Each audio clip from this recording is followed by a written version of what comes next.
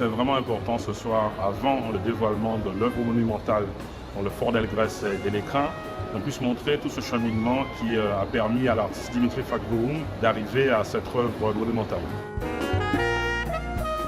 Cette exposition crée le lien entre le spectateur et l'œuvre monumentale en proposant un making-of qui propose de rentrer un peu dans son univers, dans son atelier, dans sa tête. On voit ici une partie des travaux que j'ai tirés de la série Recollection, à l'influence de l'art africain dans l'art occidental. En clair, comment l'art occidental a puisé dans l'art africain, c'est aller-retour. Je voulais montrer les questionnements, la préparation, l'hésitation, la recherche, enfin tout ce que ça pourrait représenter, la maquette du projet notamment. C'est une vraie richesse pour le département, à la demande du président Losbar, du président Mado, président de la commission culture, d'accueillir cette exposition juste avant de découvrir l'œuvre monumentale au Fort d'Elgrès. Le 27 mai 2023, dans le cadre de Fort en Famille, à l'occasion des Journées mémorielles de la liberté au Fort d'Elgrès, le président du conseil départemental Guy Losbar a inauguré l'œuvre monumentale intitulée « Tu rêvais d'être libre et je te continue » de l'artiste Dimitri Fagbohoum. Le projet global, porté par le département en partenariat avec le ministère de la Culture, est un hommage au courage des combattants de la liberté, esclaves, marrons, soldats, élus et à la dignité d'un peuple. L'artiste Dimitri Fagbohoum propose une déambulation artistique dans un fort où se succèdent les espaces de recueillement sur la mémoire du passé et de la lutte pour la liberté du peuple noir pendant la période esclavagiste.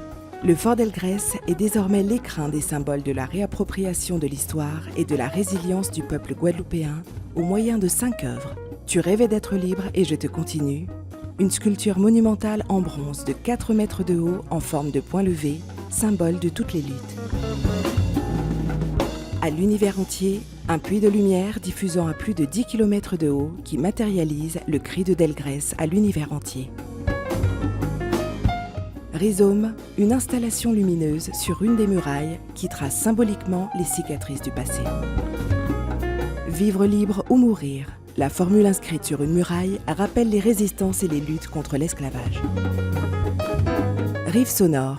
Le parcours sensitif invite le promeneur à vivre une expérience inédite. Le parcours méditatif se compose de 27 bancs connectés, portant chacun le nom d'un des compagnons de Delgrès. Cette œuvre est le symbole d'une volonté politique résolument tournée vers la réconciliation des mémoires. Parce que penser Guadeloupe, agir Guadeloupe, c'est faire du patrimoine et de la culture des leviers du mieux vivre ensemble et du développement. J'ai compris que le point avait plusieurs significations, mais une particulière en Guadeloupe, puisqu'on se salue en se disant force, on se donne de la force. Je voulais une œuvre qui parle aux Guadeloupéens, en fait, que les Guadeloupéens puissent l'approprier. Ça m'est semblé assez rapidement une évidence, en fait, que ce serait le point.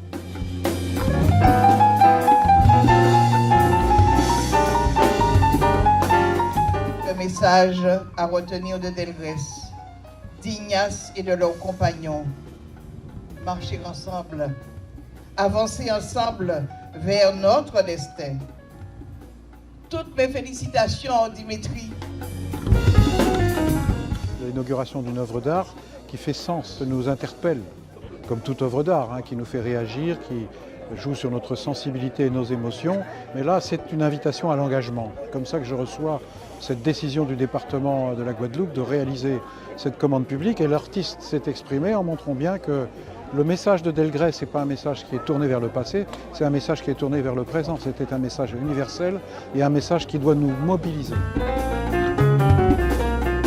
C'est notre façon de pouvoir accompagner toute la création artistique. Nous l'avons dit, la culture doit être le marqueur de notre mandature et il doit y avoir des créations. Au-delà des mots, il doit y avoir des actes. Donc dès cette année, nous allons lancer tout un appel à projets sur différents sites de la Guadeloupe.